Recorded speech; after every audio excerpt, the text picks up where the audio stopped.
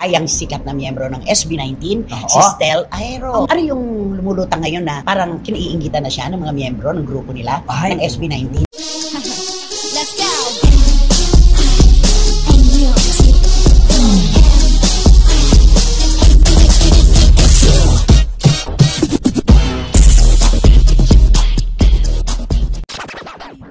Na miyembro ng SB19, si Stel Aero. Ang nagba-viral naman talaga. Palong-palo. At saka nakakatuwa, ngayon tayo makakakita na nagba-viral sa positibong paraan. Yes. No? Ang ganda ng mga papuri sa kanya. Magaling na, talented na talaga, humble pa, walang ka-ere-ere, hindi patola. Totoo. Kasi karamihan dito sa Pilipinas, nagba-viral dahil hindi maganda yung mga ginagawa.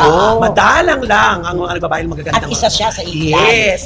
Pero ang tanong ito, ano yung lumulutang ngayon na parang kiniingitan na siya ng mga miyembro ng grupo nila ng SB19? Ay, naku, ano ba ang plano talaga para dyan? Ay, naku, ito na nga. Sabi ng manager nila ng SB19, ay, meron pala itong mga timetable nakaplantilla na unti-unti silang i-build up na kanilang mga ano. Isa-isa. Total nga naman, isang araw, talaga naman totoo na magkakakalas-kalas din yan. Oo, at saka sa hirap ngayon ng mga racket na kumukuha ng malaki yan kasi, di ba? Paano kung isa lang ang kaya? O dalawa, bit-bit din naman nila nga lang SB19, di ba? So, ang inuna muna, si Pablo, inauna pa ngayon nauna yun actually. Tapos si Stel.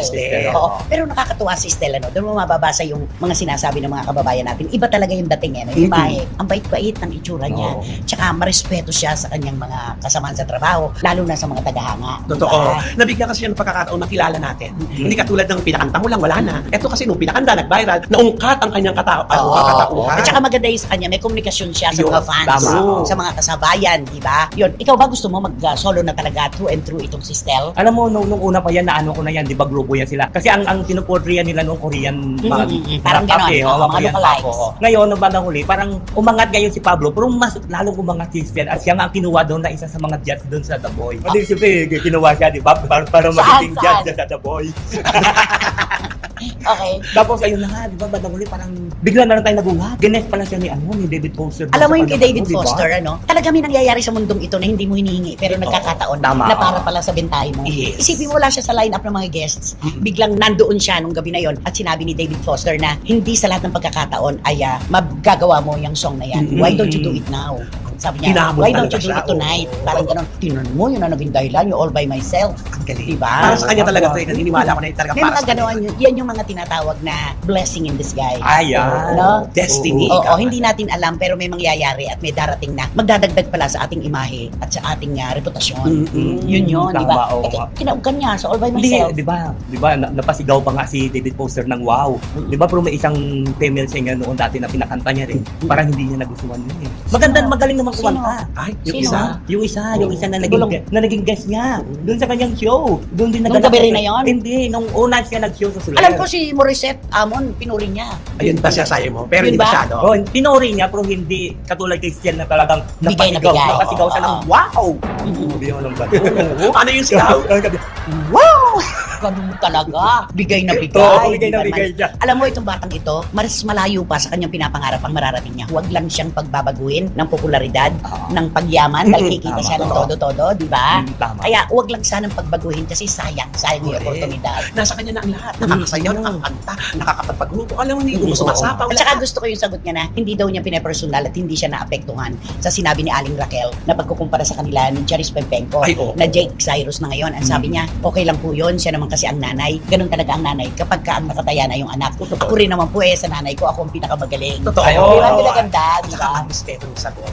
Marespeto siya talaga. Walang mga tulis. Yes. Napakaganda. Anong gustong-gusto mo kay Stel pagka nakikita mo siya? Ay, siyempre yung ang katawan niya, di ba? Parang maano din yung katawan niya. Maganda. Maganda ang katawan niya, para bang bagay na bagay sa kanya. Oo, ano pa? Ay, siguro yung face niya. Kasi pagdating sa stage kasi applauded siya eh. Applauded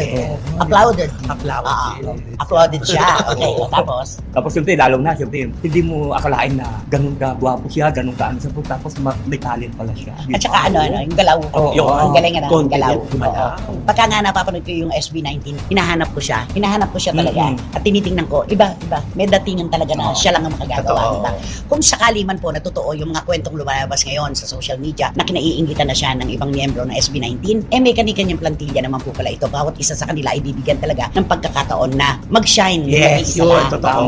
Nagkataon lang, nauna si Pablo at saka si Stel. Diba? Kaya makakaasa po tayo na marami pang susunod na mga miyembro ng SB19 ang ating makikilala. Yan. Ayon pa sa official report na inilabas ng PEP sa kanilang official website and quoted, nanay ni Charis nag-react sa viral performance ni Stel. Si Charis Pempenko ang muse ni David Foster sa mga pagtatanghal ng Hitman, David Foster and Friends noong 2010 at ng mga sumusunod na taon. Tumanggap si Charis na mga papuri mula sa mga tumangkilik noon ng Hitman dahil sa kakaibang tunog ng kanyang singing voice at sa mahusay na pagkanta niya sa sariling bersyon ng All By Myself na pinasikat ng singer na si Celine Dion. Kilala na ngayon si Charis sa kanyang bagong katauhang si Jake Cyrus. Pinag-uusapan at pinupuri sa kasalukuyan ang SB19 vocalist at member na si Stel Ahero. Gaya ni Charis, ipinamalas niya ang galing sa pag-awit ng All By Myself sa kanyang surprise number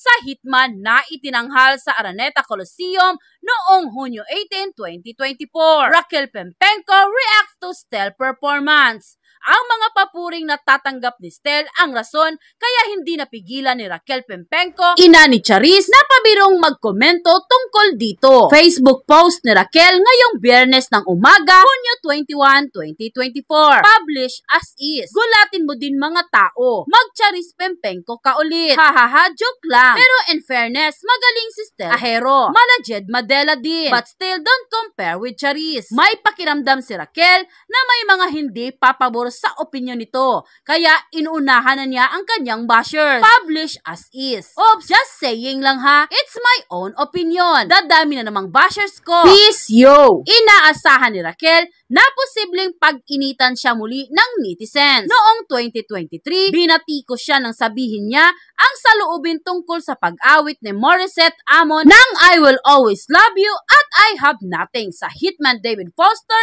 and Friends na itinanghal sa The Theater ng Soler Resort Casino noong Marso 2023. Ang mga nabanggit na kanta ni Whitney Houston ang mga inaawit ni Charis noong bahagi pa ito ng concert series ni David. Dinurog ng husto ng basher si Raquel dahil sa kanyang social media post noon. Talagang wala pa ring ipapalit sa Alaska. Alam ko ng mga timbre ng boses na hinahanap ni David Foster.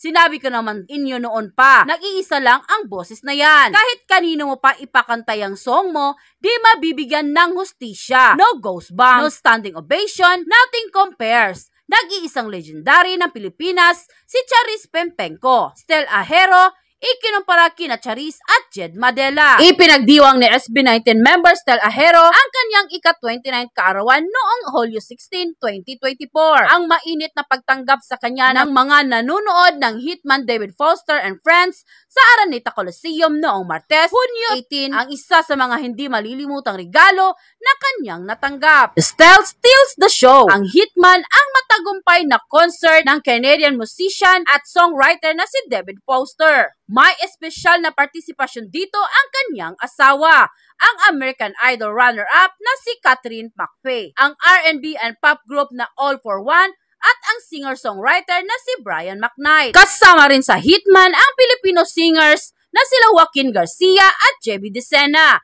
na personal na pinili ni David para magtanghal sa kanyang concert. Pero si Stel ang napansin at pinuri ng gusto ng manunood. Inimbitahan si Stel sa Hitman bilang opening act at 3 kanta ang inawit niya. Ang All I Ask ni Adele, Defying Gravity mula sa musical na Wicked, at ang kanyang debut singer na Room. Nang awitin ni Stel ang mga nabanggit na kanta, tumanggap siya ng malakas na palakpakan mula sa manunood na hindi maipagkakailangahangan niya at ng SB19. Pero matapos awitin ni Stel ang All By Myself na isang surprise number, binigyan siya ng standing ovation at malakas na palakpakan ng audience sa loob ng Araneta Coliseum. Karamihan ng market audience ni David ay mga senior citizen at ang manunood na formal ang mga kasuotan. Kabilang sa mga pinahanga ni Stel sa husay niya sa pagkanta sina TV5 Chairman Manny B. Pangilinan, ang mag-asawang George Araneta at Estela Marquez, si Araneta, at ang talent manager na si Biana Porres, si Senator Raffy Tulfo at MWL President na si Chaye Cabal Rebella,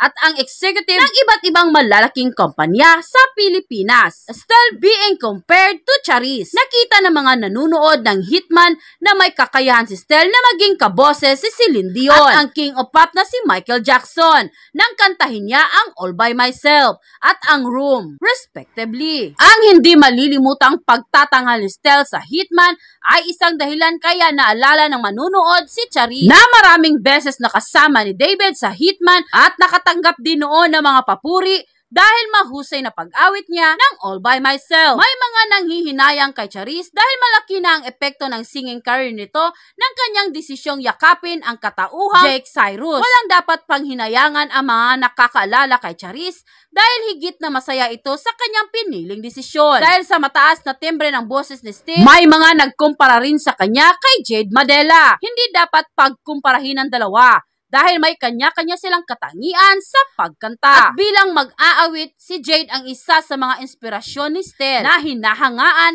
dahil sa pagkakaroon ng Heavenly Voice. Umaasa naman ang mga tagahanga at taga-suporta ni Stel na ang malaking pagkakataong ipinagkaloob ni David ang biglaang pagpapakanta sa kanya ng All By Myself sa Hitman ang umpisa para magkaroon siya ng international singing career. End quote. At yun na nga mga kachika, kung nagustuhan mo ang hot topic natin for today's video, ay ano pang inaantay mo? Mag-like ka na at i-share mo na din para mas marami pang magkakaalam sa hot topic na ito. Maraming salamat! Let's go.